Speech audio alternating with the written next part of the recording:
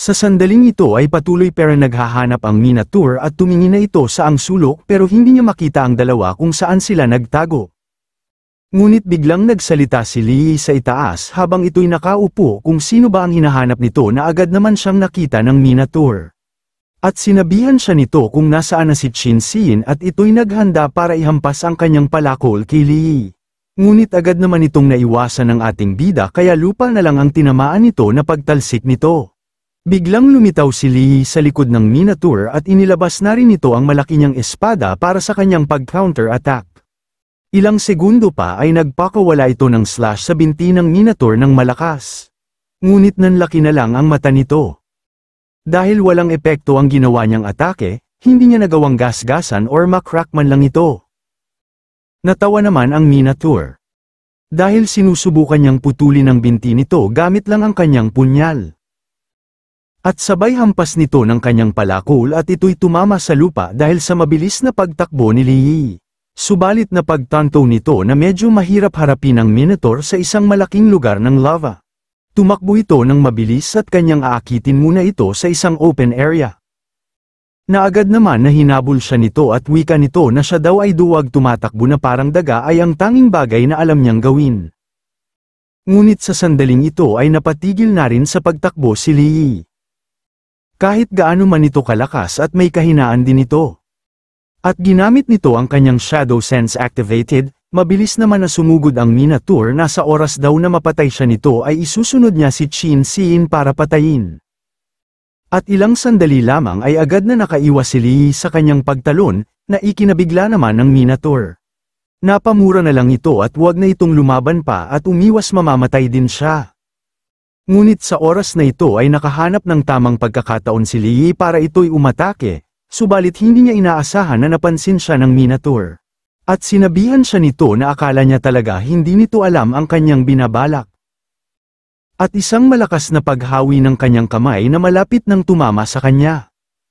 Sa pangyayaring ito ay hindi na nakaiwas pa si Lee at nasalo nito ng buo na kanyang pagtalsik sa wall, saad pa ng Minotaur. Nasa harap ng ganap na kapangyarihan, ang lahat ng kanyang maliit na trick ay walang saysay. Nagtamo naman ng pinsala si Lee matapos itong bumangga sa wall. Sa ganoong kapangyarihan, kaya ito ang magagawa ng AC rank na ito. Tingnan daw nila kung saan siya tatakbo sa pagkakataong ito, at ito'y sumugod habang nanghihina sa Lee. Subalit kailangan niyang maghintay ng tamang sandali para umatake. Nakita naman ito ng Minotaur na hindi siya tumakbo at siya ay seryoso na makipagsabayan sa kanya gamit lang ang punyal, at ito'y naghanda ulit para ihampas ang palakol nito. Ngunit ginamit naman ni Lee sa pagkakataong ito ang letigo na kanyang panang-atake. Ngunit wala naman naging epekto nito sa Minotaur, dahil hindi man lang niya magasgasan katawan nito. At ilang sandali pa ay tuluyan ang pinakawalan ng Minotaur ang palakol nito na agad naman naiwasan ni Lee sa huling sandali. Tumalo naman ito sa likod nito para atakihin ang core nito sa likod. Subalit sa binabalak ni Lee ay nabasa ito ng Minotaur at ito'y nagpalabas ng matinding init. Ikinabigla naman ito ni Lee at hindi niya ito inaasahan at agad itong naging alerto. Agad naman ginamit nito ang Shadow Barrier para harangan ang nilalabas nitong init, ngunit kahit na ang enerhiya ng Shadow ay hindi ganap na ma-block out ang nakakapasong temperatura. Wika pa nito na mas matalino siya sa kanya, alam ng halimaw na ito kung paano protektahan ang kanyang mahinang katawan. Agad naman sinagot siya ng Minotaur. Kahit na hindi nuto o maalam kung paano niya ito nalaman, ngunit natagpuan nga niya ang kanyang kahinaan. Masyadong masama hindi ito makakatulong na higit pa sa 2,000 degrees dito, at kanyang sabihin sa kanya kung nasaan si Chin Sin, at hindi na siya papatayin nito at malaya na siyang makakaalis. Subalit sa tinura naman ito at ngumiti na lang si Lee at sarkastiko nitong sinabi na isang traidor na nagbebenta ng sarili niyang uri, akala niya talaga magtitiwala siya sa isang tulad nitong kupal. Dahil dito ay sumabog sa galit ang Minotaur at kung gusto niya ng kamatayan ay ibibigay niya ito. At kanyang iwinasiwas ang palakol nito na agad naman na-dodge ni Lee, ipapakain daw sa kanya ang kanyang palakol sa kanya kaya tumigil ito sa pag-ilag. Ngunit agad naman nag-counter-attack si Lee gamit ang Shadow Manifestation Chain Blade, Nakita naman ito ng Minotaur at kanyang iniliis ang ulo nito para iwasan. Ngayon ito na ang kanyang pagkakataon, Shadow Manifestation Whip Dart at bigla itong bamuelta. Naagad itong patungo sa core ng Minotaur. At nang malapit na itong tumama ay biglang naluso ito sa labis ng init na pinapalabas nito. Natawa naman ang Minotaur sa nangyari na ikinainis naman ni Lee, sa ngayon ito ang kanyang problema. At nagpakawala ulit ng paghampas ang Minotaur na agad naman nakatalon si Lee para iwasan ito. Sa paglapag nito sa lupa. At kanyang iniisip na masyadong mabilis ang pag-ubos ng enerhiya ng Shadow kung magpapatuloy ito, mapanganib ito, at kung hihingi ba siya ng tulong sa Shadow. Subalit nanindigan ang kanyang pride na hindi humingi ng tulong sa kanya at ito'y tumalon. Hindi niya ibibigay muli ang kanyang katawan, kahit na ito ay nangangahulugan ng pakikipaglaban hanggang kamatayan. At ginamit niyang hagdan ang kamay ng Minotaur para mapataas pa ang kanyang pagtalon sa ere, parang ikaw iniwan sa ere. Parang ikaw iniwan sa ere.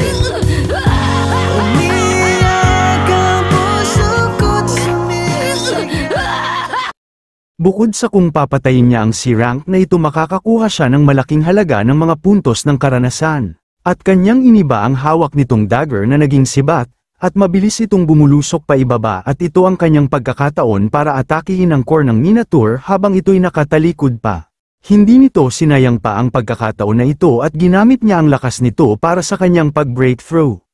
Ngunit habang ito'y palapit sa sobrang init nito ay nasusunog na ang kanyang damit ngunit hindi na niya ito pinansin pabagkus nag-focus ito sa core para basagin ito. At ilang sandali pa ay tuluyan na niya itong tinamaan at ito na daw ang kamatayan nito. Napaungol na lang ng malakas ang Minotaur matapos tamaan ang core nito sa likod. Subalit sa critical ng HP nito ay ginamit nito ang Berserker Rage Activated na may dagdag 200% attack damage at 200% critical strike at 200% speed. At biglang may lumabas na shockwave sa kanya na nagpatalsik kay Lee. Ang akala ni Lee na dito na magtatapos ang kanilang laban ngunit mali siya ng inaakala, bumangga sa wall si Lee na sanhi ng kanyang pagsuka ng dugo na kanyang ininda. Wika naman ng Minotaur na isang manero lang ang nagawang itulak siya hanggang dito, ngunit hanggang dito na lang.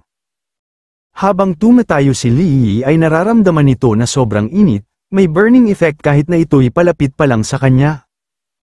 Ngunit biglang nakaramdam ito ng pagbabago sa kanyang katawan, lumabas ang shadow sa mga sugat nito na nagpapahiwatig na pinapagaling nito. At kanyang nararamdaman ang shadow energy na mas malakas siya ngayon kaysa dati, dahil sa dumadaloy sa kanyang katawan.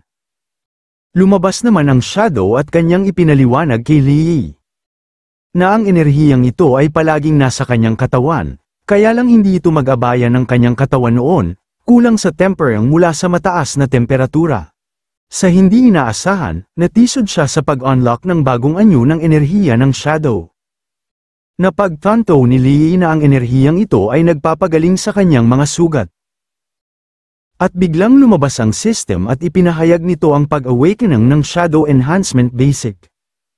Ngunit nakita naman ito ng Minotaur at sinabi nito na imposible, kung gaano siya kabilis gumaling, at ang aura na yun, mas delikado kaysa dati.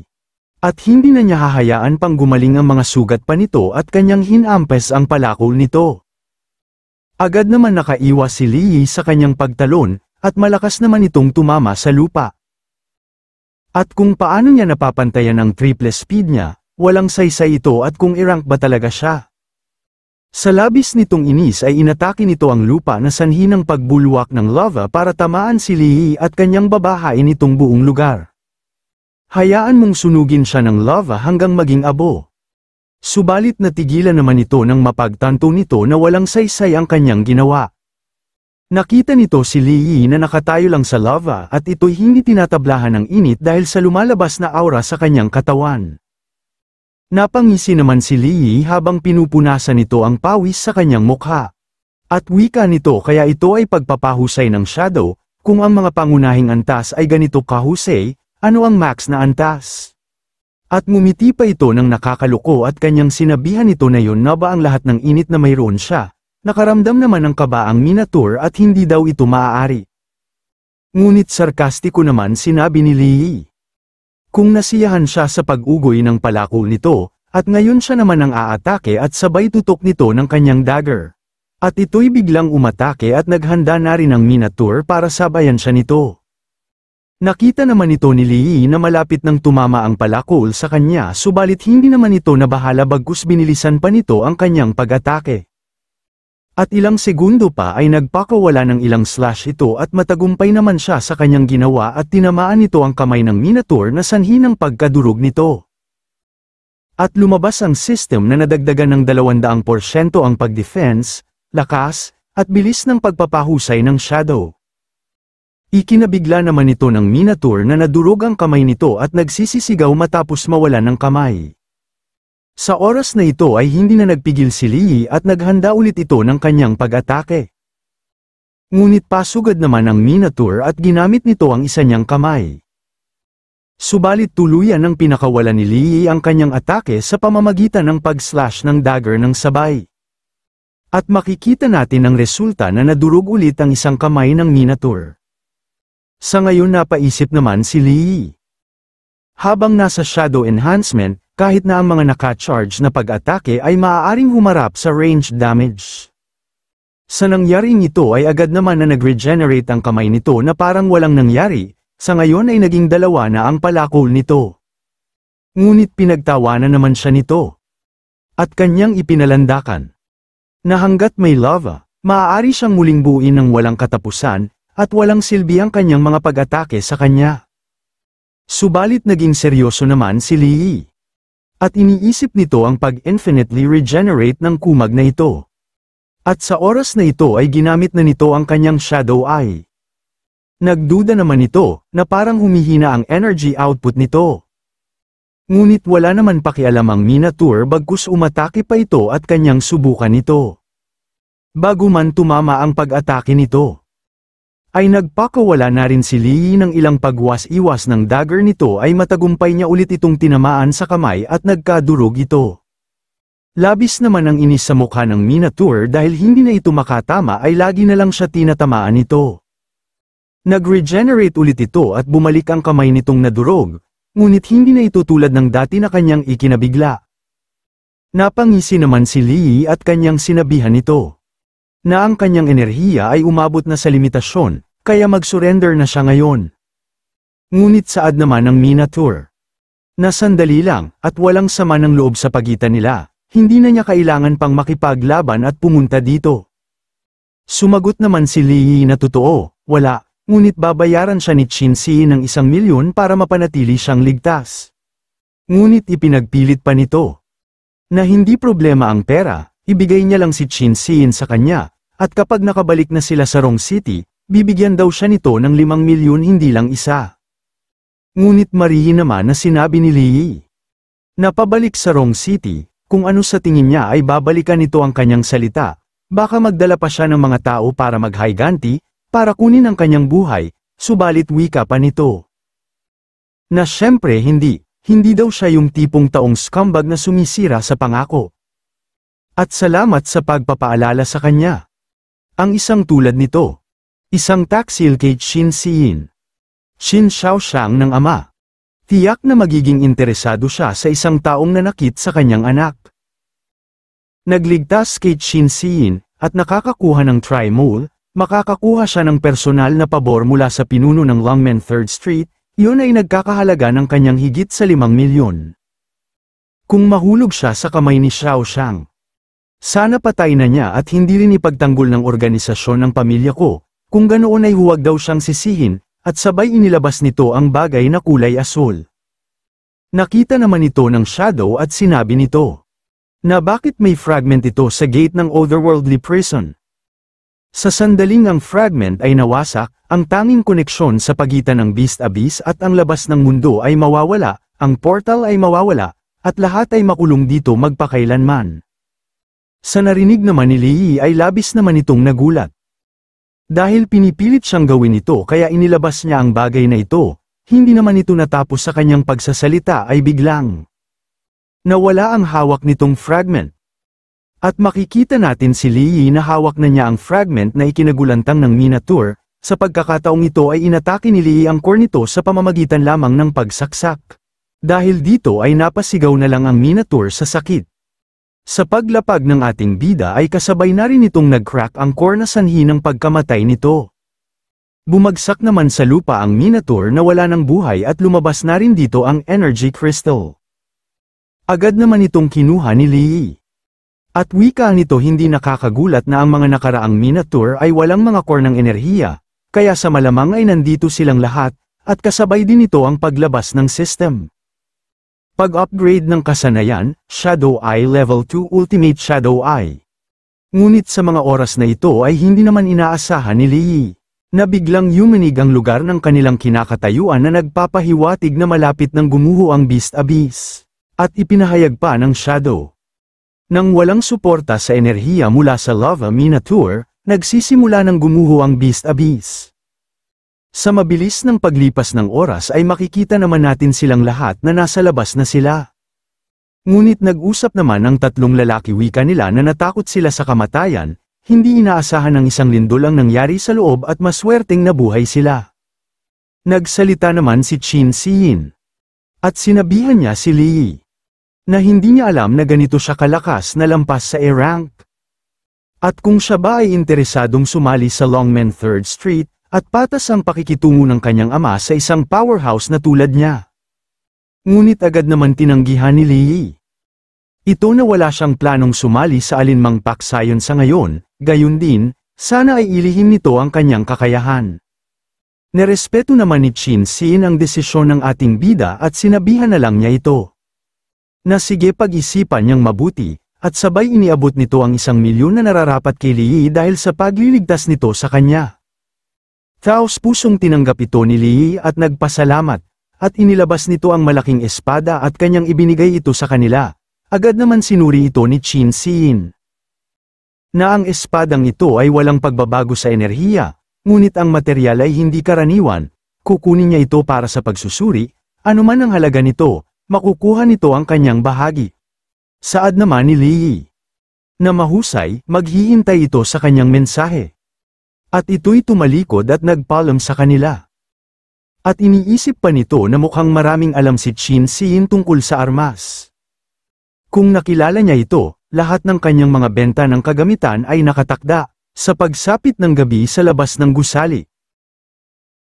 Ay maririnig naman natin ang usapan ng dalawa. Wika ni Lee pero kung ganito ito kakulay at alinman sa paraan ng pagkuha ng 1,000,000 ay panalo na.